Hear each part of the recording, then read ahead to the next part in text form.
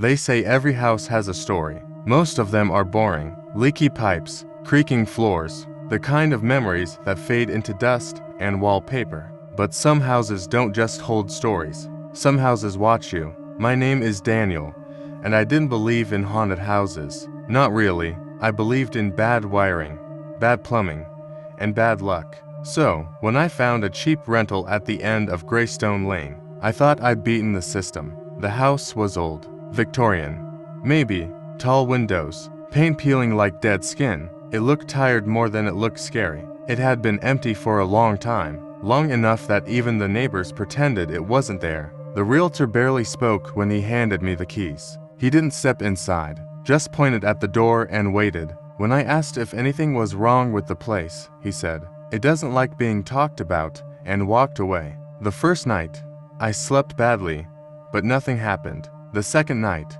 I woke up to footsteps in the hallway. I lay there, holding my breath, listening as they moved slowly from the living room toward my bedroom door. They stopped right outside. Then they walked away. I told myself it was the house settling. Old houses do that. Still, I started keeping my door locked. Over the next few days, little things changed. A chair would be turned the wrong way. A door I'd closed would be open again. The hallway mirror appeared one morning, tall and narrow, even though I was sure there hadn't been a mirror there before. The first time I stood in front of it, I saw someone behind me.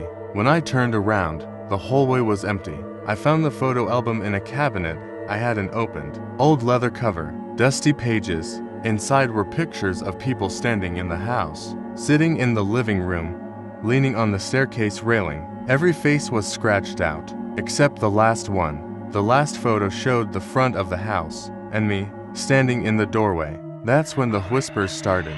At first, they were quiet, like air leaking through cracks in the walls. Then they started forming words, my name, over and over again. Sometimes from the hallway, sometimes from inside the walls, sometimes from right behind me when I was alone. I stopped sleeping. I stopped turning off the lights. I started avoiding mirrors. But the house didn't stop watching. The shadows in the corners of rooms looked thicker. The silence felt crowded, and sometimes, when I walked past the hallway mirror, my reflection was delayed, like it had to remember how to move. On the seventh night, I noticed the basement door was open. It was never open. I stood at the top of the stairs for a long time, listening. The whispers were louder down there. Not whispers anymore, more like a low crowd of voices, all speaking at once. I went down anyway. At the far end of the basement, there was a door that had never been there before. Behind it was a room that shouldn't exist. The walls were covered in photographs, hundreds of them.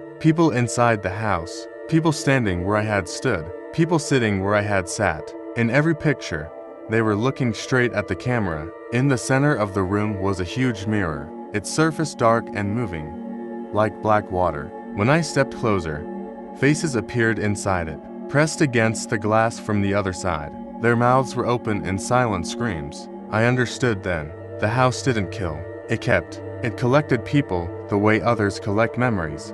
The room began to stretch. The doorway behind me pulled away, like the house was trying to make more space. The whispers turned into shouting. Hands came out of the walls. I ran. This time, I didn't stop. I don't remember how I got up the stairs. I don't remember reaching the front door. I just remember the sound of the house, screaming as I tore it open and fell out onto the porch.